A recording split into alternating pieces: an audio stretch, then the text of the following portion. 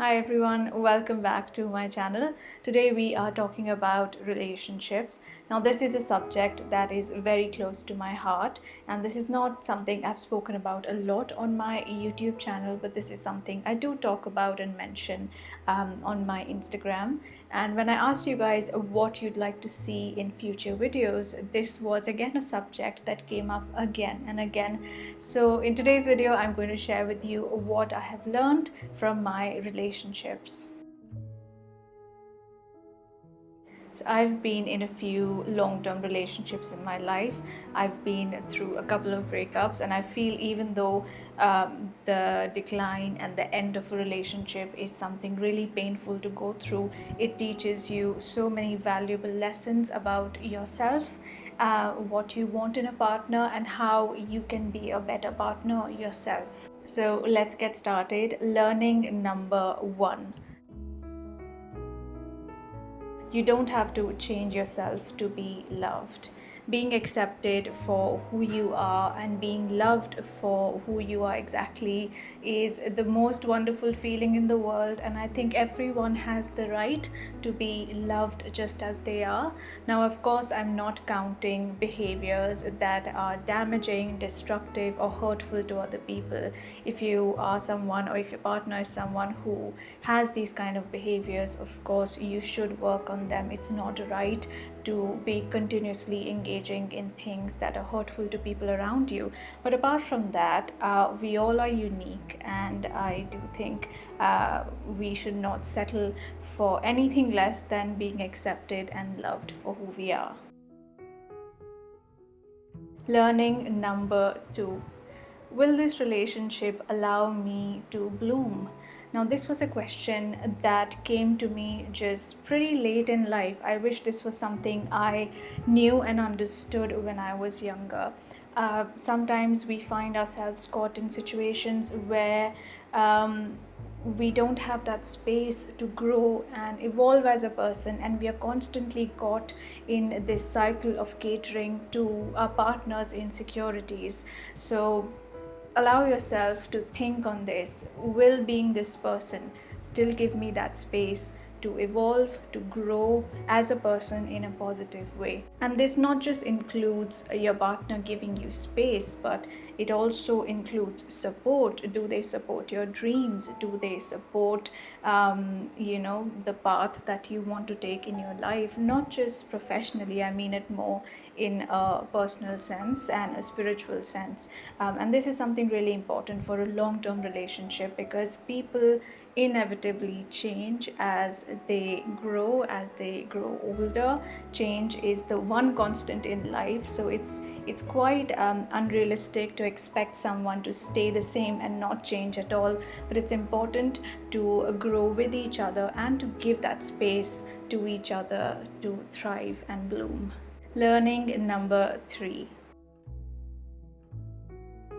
Kindness is so important. I would say it's probably one of the top three things to keep a relationship healthy, alive, and growing. Oftentimes, we might say something when we are angry or upset. We might do something when we are angry, but we have to remember that things said in anger are not just, they don't disappear.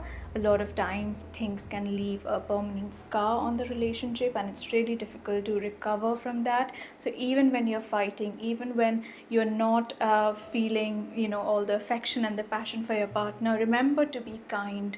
Don't say mean, unkind, condescending things to your partner. So learn how to even fight in the right spirit, and learning to tackle the problem rather than kind of butting heads and attacking each other. So I feel kindness is something that's really important for the longevity of a relationship.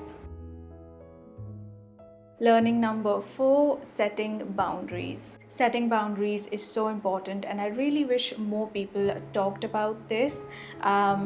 Learning to realize what your boundaries are, and boundary can just be a behavior that is an absolute violation of your personal core values. So any behavior from your partner which is unacceptable to you, you should know about it, and make sure your partner knows about it as well, because everyone has different boundaries. You can also call it like a deal breaker, because everyone has a different set of personal core values. So the first thing is you need to understand within yourself what are the things that you will absolutely not stand for, and make sure then your partner knows that this is a line that they should not cross, because then it's very difficult to come back from that.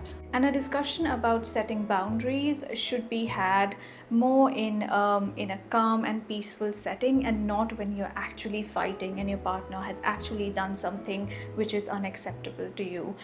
Because if you sort of discuss this quite in the beginning, you kind of know, okay, these are the things that I must absolutely never do, because this is an absolute violation and betrayal of my partner's values. You'll be in a much better position that even when you're angry with them, even if you are having an argument, you know these are the boundaries to not cross. Learning number 5: don't expect your partner to fix your problems.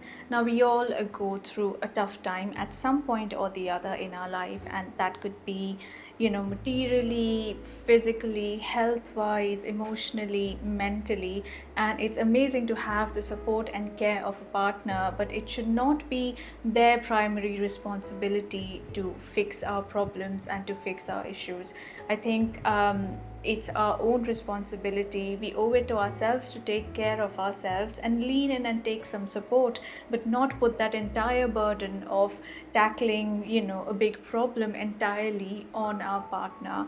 And that's something that I learned mostly at the receiving end of things, where I had to sort of tackle people's problems, and this was like in quite early on in some relationships. So this is something that has been a very valuable lesson for me, to firstly take care of myself, and also if I have a partner who's going through something rough, extend support, but also make sure they realize that they need to help themselves as well.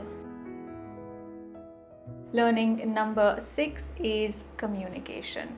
Now, I'm sure all of you have heard this, that communication is super important in a relationship. But what I think a lot of people forget to talk about is that you need a safe space to be able to communicate to your partner. And by this, I mean, if your partner comes to you, if they're upset, or if they want to discuss a behavior of yours which is bothering them or upsetting them or hurting them, just listen to them, give them that space, that safe space to actually express what's troubling them.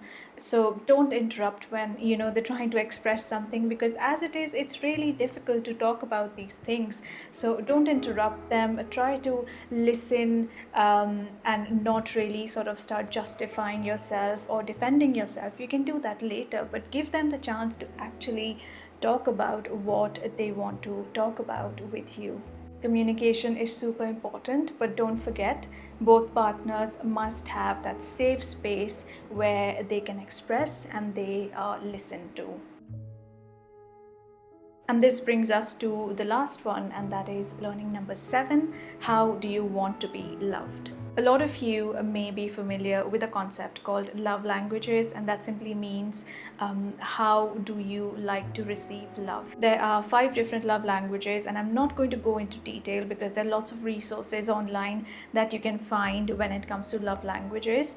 I think it's important to identify for yourself, how do you like to receive love. For some person it could be receiving gifts, whereas for another person it could be verbal affirmations and appreciation. So identify what makes you feel most loved, and make sure your partner knows that. So when they want to do something for you, or when they want to express their affection and their love, they know exactly what's the right love language for you. It took me quite a while to properly formulate my thoughts and put them forth in a concise manner for this video. So I really hope it helps you all. Relationships are so important in our life because the quality of our life is really dependent on the quality of our relationships. We can have professional success, all the material things we want, but if we have unfulfilling or toxic relationships, there's always that imbalance in our life. So it's very important to work on our relationships, to work on cultivating healthy relationships, and I hope that some of the things I talked about in this video were helpful for you. And that's all for today. Please don't forget to subscribe to my channel, and I will see you soon in my next video. Bye.